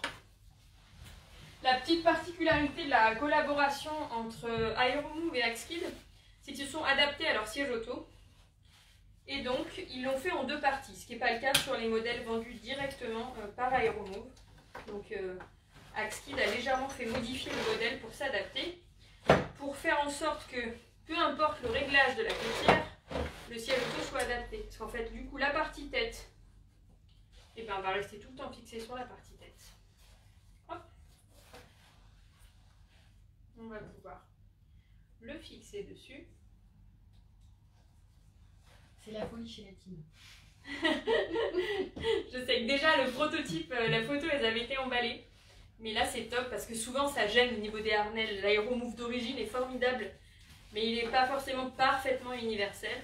Alors que là du coup, avec les 2 parties détachées, on n'a vraiment aucune gêne. L'adaptation universelle, elle est vraiment top. D'ailleurs, que vous ayez un Axkid ou pas en vrai, cette version-là est vraiment mieux en fait.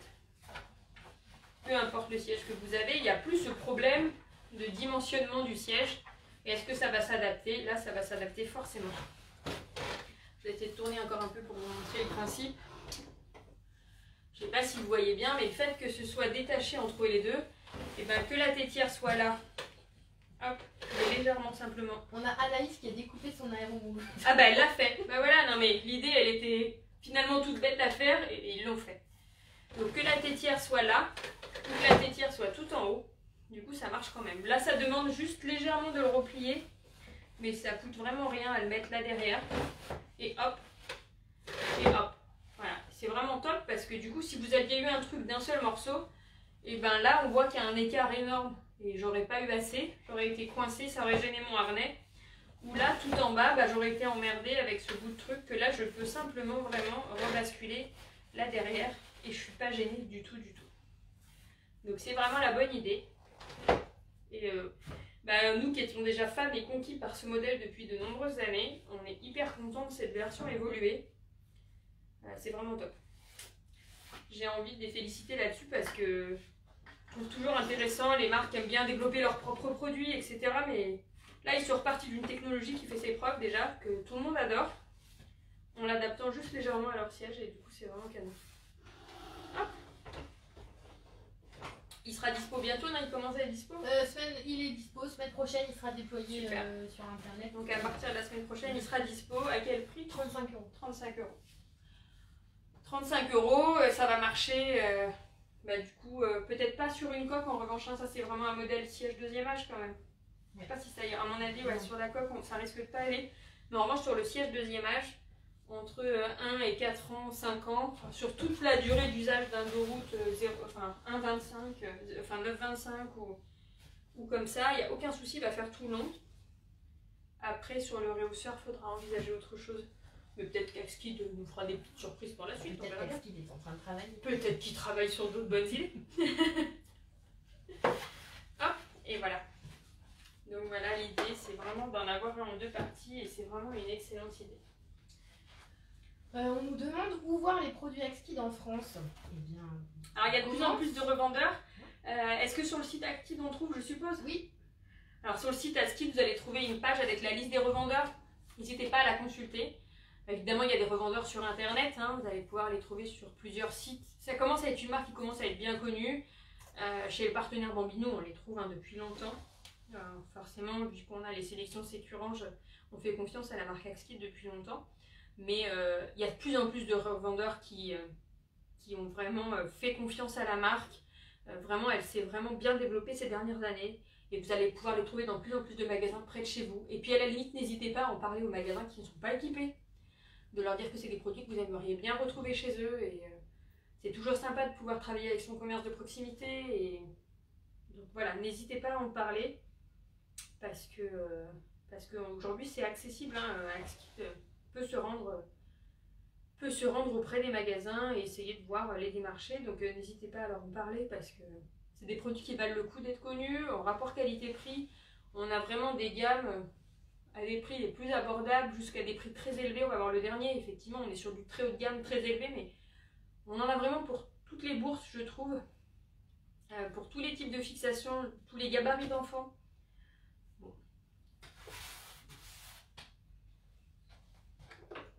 Donc, je retire, je défais. Alors là, l'avantage aussi de ce type de siège avec des bases, c'est que si on a deux véhicules, on pourrait très bien avoir deux bases et passer le siège d'une voiture à l'autre de façon extrêmement rapide. Si on a un usage de ce type-là, si on a deux véhicules et qu'on n'a pas envie d'acheter de siège, c'est aussi l'avantage de ce type de siège. C'est extrêmement simple à changer de voiture. Hop, le bouton. Alors l'Isofix est aussi rapide à décrocher qu'à accrocher. Hein. Je mange les bras. Hop. Et je range un peu plus la barre. Hop. Et la jambe. Hop. Et hop. Voilà là-dessus. Donc il me reste le dernier siège à vous montrer. Hein, qui fait rêver beaucoup d'entre vous, je sais, le One. Qui est en effet un siège très haut de gamme pour un budget plus important, mais qui vaut le coup d'être connu parce que c'est un siège sur lequel ils ont longuement travaillé et qui est vraiment très abouti et qui vaut le coup d'être connu quand même. Hop.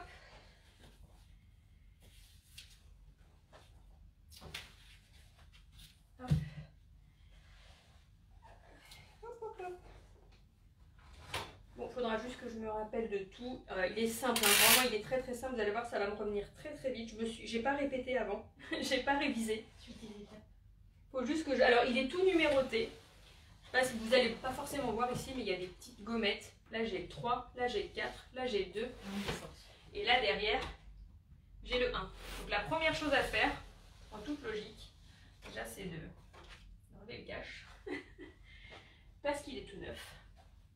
Donc la première chose à faire ici, ça va être de déployer la jambe. Ça c'est le numéro 1. Hop. Je la descends pas pour le moment, puisque la descente c'est numéro 5. Du coup c'est extrêmement bien fait. Hop. Ensuite ici, j'ai remonté, je ne sais pas si vous voyez, mais ici j'ai la barre anti-rebond qui est à réglage automatique. Donc la première chose que je vais faire ici, c'est de la remonter. Je vais venir fixer le bras isofix qui est l'étape numéro 3. Un clic à gauche, un clic à droite. Et là, je relâche la barre. La barre du coup est automatiquement ajustée contre la banquette. Je viens juste finir d'appuyer fermement. Il y a quelques crans qui se sont mis en plus. Là, le siège est déjà quasiment terminé d'être fixé. Encore plus simplement que sur une base. Je viens juste terminer ici par la jambe que je vais venir poser au sol. Je cherche, voilà, le bouton est là derrière. Hop, au sol. Hop, clic, c'est terminé. Donc là, on a vraiment une fixation rapide et franchement quasi sans erreur parce que j'avais pas installé le siège depuis longtemps. J'avais déjà fait la manip une fois. Mais alors là, il n'y a pas eu à réfléchir plus de quelques secondes. Donc c'est vraiment top. Je recommande pour les non-initiés, c'est vraiment chouette. On a quoi d'autre comme... Donc la première particularité de ce siège, c'est ça, c'est l'installation. Ensuite, il y a l'homologation. Il y a 2 versions de ce siège. Il y en a une avec un coussin nouveau-né. L'installation nouveau-né est tout à fait correcte. Hein, je vous l'ai dit au début, je préfère toujours recommander l'usage d'une coque. Je trouve que c'est plus adapté, plus dans le respect d'un rythme de bébé. Maintenant, on s'adapte à toutes les vies, tous les modes de vie. Ce siège peut faire partie des sièges qu'on peut recommander en naissance. Je vais vous montrer l'inclinaison après. Donc, il existe en réducteur nouveau-né, donc en homologation naissance. 125 cm, j'ai pas de bêtises. Oui, 125 cm. Et 23 kg. J'avais juste un doute. 125 cm et 23 kg. Donc on va vraiment loin. Pour un isofix, 125 cm et 23 kg, c'est vraiment exceptionnel. C'est le seul qui fait ça. C'est le seul, ouais. Oui, en isofix, oui, c'est le seul. du marché. Il existe une version sans insert nouveau-né et du coup il démarre à 699. Non, pardon, pas le prix. De quoi pardon? Sans insert nouveau-né 61 cm. à 61 cm. Donc si on fait le choix de la coque, ce qui est idéal, on peut l'acheter sans insert naissance et donc on va démarrer à 61 cm. Autre énorme particularité qui est vraiment exceptionnelle, c'est le fait de pouvoir choisir le réglage de profondeur pour l'enfant. Donc là, on a une petite poignée à l'arrière, c'est vraiment un petit bouton, tout simple à derrière. Là, je suis au plus serré contre la banquette et là, je viens appuyer, reculer. Donc je peux passer à ce niveau, à ce niveau, à ce niveau, à ce niveau. Voilà, je peux reculer jusque là. Avec un simple bouton, je coulisse le long du rail sans toucher au réglage du siège. Et je viens m'adapter à la croissance de l'enfant et évidemment à la place que j'ai dans le véhicule. Honnêtement, de là, si déjà je peux me mettre là, là, là, c'est déjà énorme. On ne se rend pas compte, mais le recul est déjà très important. Si en plus j'ai la place d'aller jusque là, là c'est plus de la place qu'on offre. Je ne sais pas si vous voyez par rapport à tout à l'heure, mais là j'ai un boudoir. Donc il y a vraiment moyen même de s'asseoir et de poser les pieds ici tranquillement. C'est juste énorme. Le Wall, il nous fait des commentaires de... C'est vrai. Qu'est-ce que vous dites? Je vois pas, moi. Marilyn, pouvez-vous donner tous ses défauts à ce petit Wall avant que nous ne mangions pas de pâtes jusqu'à Noël et que notre banquier ne débarque pas car j'ai dans le panier. Son défaut principal, j'ai envie de dire, c'est le prix. Et encore, bon, il faut avoir conscience. Je sais que vous allez me dire qu'il est très cher, très élevé, mais c'est des années de recherche et développement. C'est des particularités qui n'existent pas chez les autres. C'est une place pour les jambes qui n'existe pas. C'est un isofix qui permet d'aller extrêmement loin. C'est-à-dire que là, si on a envie de faire du dos rouge qui a 6-7 ans, il n'y a pas de souci. C'est énorme ce qu'on peut permettre comme possibilité. C'est une inclinaison, je vais vous montrer. Je n'ai pas encore joué le jeu. Là, j'ai une molette. Allez, c'est un petit défaut, moi, je trouve, la molette. C'est un peu long. Mais en fait, en vrai, c'est parce que moi, je fais la démo. En vrai, on commence comme ça. On va jamais du tout assis au très incliné tout le temps. Bon, mais je trouve pas l'idée de la molette fabuleuse. Okay, j'ai le droit. Je trouve que c'est un peu plus laborieux qu'une poignée d'inclinaison. Ça a l'avantage par contre d'être extrêmement précis, mais bon, est-ce qu'on a besoin d'être super précis? Voilà, donc là je suis inclinée au maximum. Donc j'ai juste une position d'inclinaison qui est juste super importante, sans être trop importante. Le niveau de sécurité est vraiment excellent. Il est toujours aussi titulaire du plus test, donc c'est un siège qui est extrêmement sûr. Je vais faire l'installation d'ailleurs avec le bébé. Ah si, je cherche toujours où est le... Je crois qu'il est légèrement décalé, le bouton pour desserrer. Il faut juste que je le trouve. Bon, rien de bien méchant, il est juste pas au même endroit que les autres, mais en fait, c'est parce que moi je manipule beaucoup de sièges. Vous, logiquement, vous n'en aurez pas 50, donc vous aurez vite vos points de repère avec le siège. Hop. Ah oui, et le réglage de la tétière se fait par une poignée à l'arrière. Je monte, je descends. Alors c'est pareil, c'est juste super facile. Donc là, je suis au plus bas. J'installe bien mon réducteur. Je vais ouvrir mon harnais et je vais mettre mon bébé. Hop. Notre petit Pascal est extrêmement docile pour les démonstrations. Adorable. Alors, en tarif pour un usage dès la naissance. 799. Donc voilà, on est à 799 € pour le modèle naissance. Donc on est effectivement à 800 €. En revanche, on est sur un siège qui va faire et la coque et le siège deuxième âge. Et le siège deuxième âge tardivement. C'est un vrai usage tardif.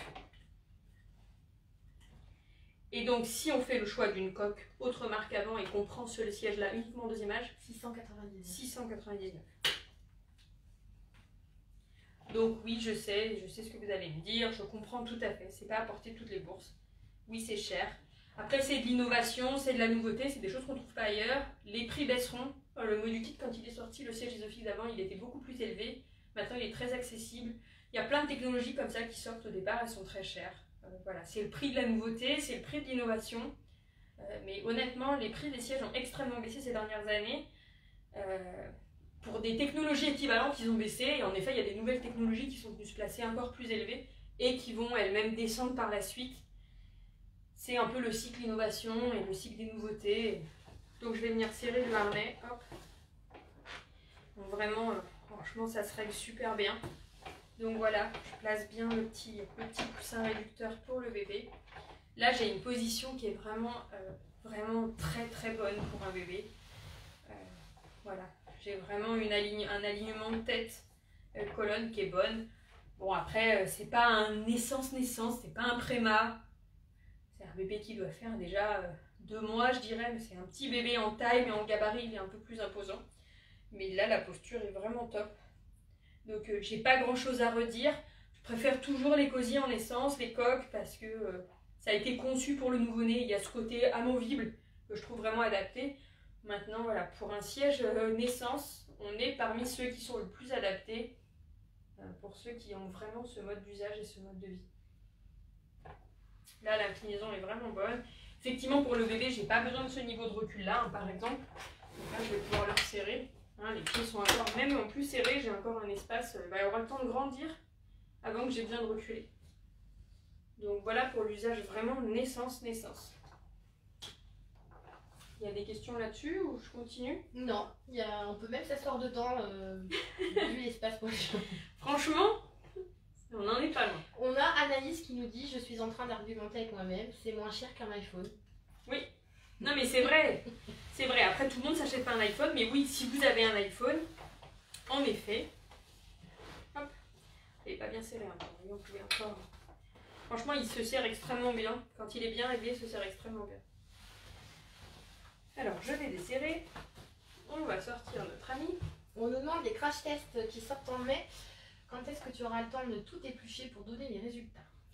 Alors, les crash tests sortent en général la dernière semaine de mai, hein, autour de la semaine du 21, 24, etc. Après, moi, ça dépend en fait de la quantité de sièges qui sont sortis et tout, mais en général, on prend bien au moins 15 jours pour décrypter. Les premiers sièges, on peut en parler tout de suite. Souvent, seulement, il y a des sièges qui sont extrêmement bien notés, on sait tout de suite qu'ils vont être dans la sélection. Il y a des sièges mal notés qu'on sait tout de suite qu'ils ne seront pas dans la sélection. Et puis, il y a des sièges intermédiaires où on doit étudier, on doit attendre du détail, on doit savoir si c'est entre les deux, pourquoi il y a entre les deux. Est-ce qu'il est mal noté dans une catégorie plutôt qu'une autre? Est-ce qu'il permet vraiment l'usage qui est proposé? Est-ce qu'on a besoin de plus de temps pour étudier le siège en lui-même? Est-ce qu'il vaut le coup d'être rentré? Quelles sont ses qualités? Quelles sont ses faiblesses? Afin de vous donner un maximum d'informations. Donc cette partie-là peut demander un peu plus de temps. Donc on peut faire une première communication rapidement, mais le détail vraiment, si on vous donne vraiment une version experte de tous les nouveaux modèles qui rentrent, ça demande au moins 15 jours à peu près, pour que tous les clubs de test publie les informations et qu'on puisse piocher des détails partout, parce que c'est vraiment très important de confronter toutes les informations qu'on peut trouver sur les crash tests. Tous les instituts qui communiquent sur ces crash tests ne communiquent pas de la même manière et ne donnent pas les mêmes informations. Certains sont plus axés sur une information, d'autres sont plus axés sur d'autres, et souvent on est obligé de croiser toutes les informations espagnoles, italiennes, allemandes, autrichiennes, suédoises. On croise tout pour arriver à avoir une information hyper globale ou hyper pointue. Voilà. C'est aussi pour ça que des fois, des sièges, quand ils passent les crash tests, ne sont pas dans la sélection, et 15 jours plus tard, on peut vous dire, bah, finalement c'est bon. Finalement c'est bon parce qu'entre-temps, on sait que c'est dû simplement si vous utilisez le siège trop tôt, donc ne l'utilisez pas trop tôt. Ou c'est dû à la fixation avec la ceinture, donc n'utilisez qu'avec l'isofix, etc., etc. Il y a des choses qu'on peut n'apprendre que plus tard. J'espère que ça a répondu à votre question. Oui. Ouais, je sais pas faire court, je suis désolée. Je cherche toujours le bouton, Lise. Ah, côté droit. Oui, mais j'ai des ongles trop. Voilà, j'ai trouvé. Hop. Je me place pas au bon endroit comme toujours, en fait, faut appuyer. Ici. Niveau taille max, est-ce que c'est plus comme le mini kit V1 ou V2? V1. Ah, c'est comme le V1, voire peut-être même un peu Ouais. plus. Hein. Je crois que j'ai mesuré plus l'autre fois. J'ai fait toutes les mesures, je vais pas tarder à les publier, mais on est même plus élevé que la V1. Ce qu'on vous trouve en Suisse, oui, on a des distributeurs et il faut regarder sur notre site, il y a même des frontaliers qui vivent en Suisse. Donc oui, en Suisse on en trouve et des frontaliers aussi. Hop. Donc on va enlever le réducteur naissance, hein, qui est celui-ci, avec un fond comblé à l'arrière, tête, côté. Donc il est vraiment, c'est pas juste une mousse, hein, il est vraiment rempli dans le dos et sur les côtés et au niveau de la tête, etc. Donc c'est vraiment un vrai bon réducteur. On a aussi ici l'insert deuxième âge. Donc ici, il va s'utiliser environ jusqu'à 3 ans. Bien sûr, c'est beaucoup moins strict que les tailles définies globalement par le siège. On vous dit ici qu'on est sur la deuxième partie, donc post-réducteur naissant jusqu'à 3 ans. Peut-être que votre enfant à 2 ans et demi, il faudra l'enlever, et peut-être qu'à 3 ans, il en aura encore un peu besoin. C'est pas précis, c'est estimatif. Cette coque-là, c'est une coque rigide. Vous allez voir que ce n'est pas un réducteur en tant que tel. Alors le trou a été agrandi depuis, là il est légèrement petit pour sortir. Donc je trouve que ça demande, allez, si vous voulez des petits défauts, alors voilà un tout petit. Il est un peu pénible à enlever. Après vous ne faites pas ça tous les jours, hein. C'est une manip qui se fait une fois quand on l'enlève et peut-être une fois si on le remet pour un deuxième enfant. Donc c'est pas non plus une manip. Faut juste faire attention parce qu'en fait c'est une coque en polystyrène. Polystyrène solide mais polystyrène quand même. Et hop, ça demande quand même, vous voyez, en plus elle est déhoussable, donc on peut peut-être voir l'intérieur pour vous montrer. Hop. Hop. On a vraiment une coque rigide, absorbante, dans ces polystyrènes solides que sont les polystyrènes siège au dos. C'est pas pour autant qu'on ne peut pas le casser, hein, donc à manipuler toujours avec précaution. Mais ça absorbe extrêmement bien l'énergie. Donc tout le réducteur là est fait de cette coque rigide.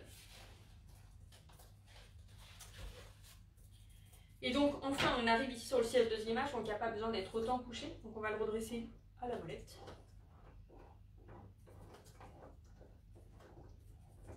On va monter la tétière. Donc elle monte vraiment très haut. Là si vous vous rendez compte de l'écart entre le plus bas et le plus haut, mais elle est extrêmement élevée.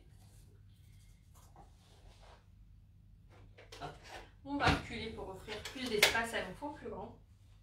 Hop. Le petit bouton est là. Je desserre bien mon harnais. Hop. Et je vais vous montrer avec... il est où notre... Ah, il est là. Il est enseveli sous les réducteurs. Notre grand poupon, qui a un très grand buste.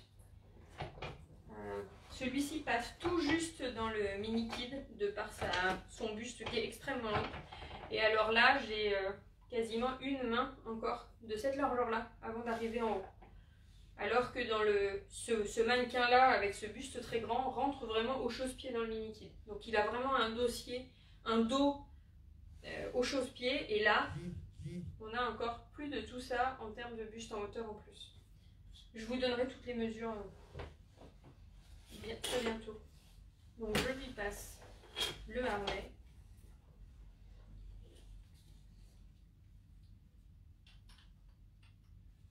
Hop. Je boucle. Je vais baisser la tétière pour la mettre. Je cherche, hop, ma petite poignée.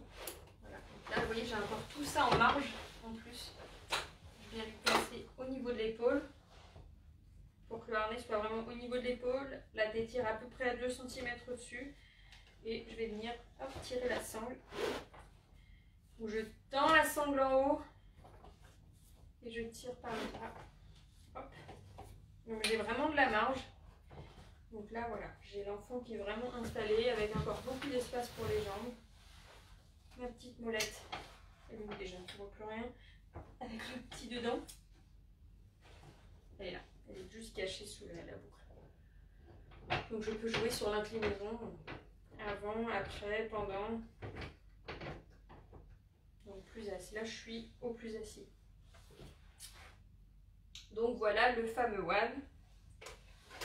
Je peux donc reculer, offrir plus d'espace en fonction de la croissance de l'enfant.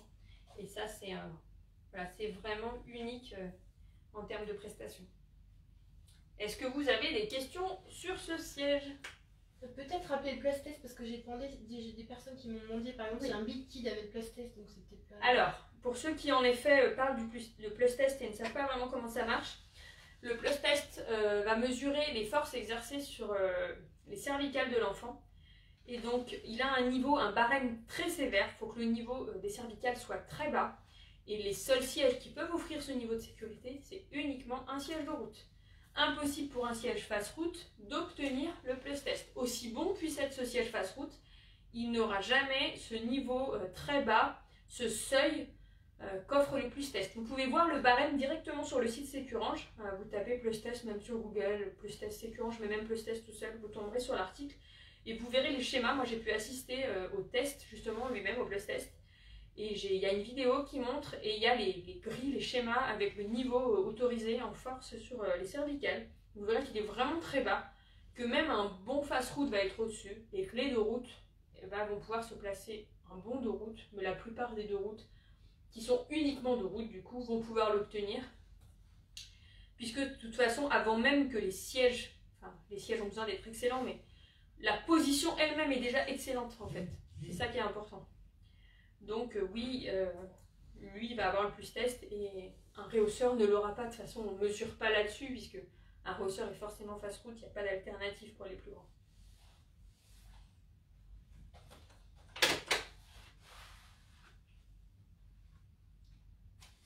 Est-ce que le petit a un prénom? Alors lui, il n'a pas de prénom. Vous voyez, ce sont des mannequins sans visage. Et ceux-là s'adaptent à chaque fois à la personne avec qui je travaille. Donc Lise a décidé qu'il s'appelait aujourd'hui, on l'a dit Bobby. Bobby. Donc aujourd'hui c'est Bobby. Il change de nom à chaque fois. J'arrive pas à cela. Je sais pas si c'est le fait qu'ils aient pas de visage qui me perturbe, mais ils sont pas de nom définitif. Merci Bobby de ta collaboration du jour. Voilà. J'espère que tout ça a répondu à toutes vos questions. Je pense avoir fait pas mal le tour et des produits et des questions sur l'autoroute. Je vais remonter légèrement le siège pour les quelques derniers mots.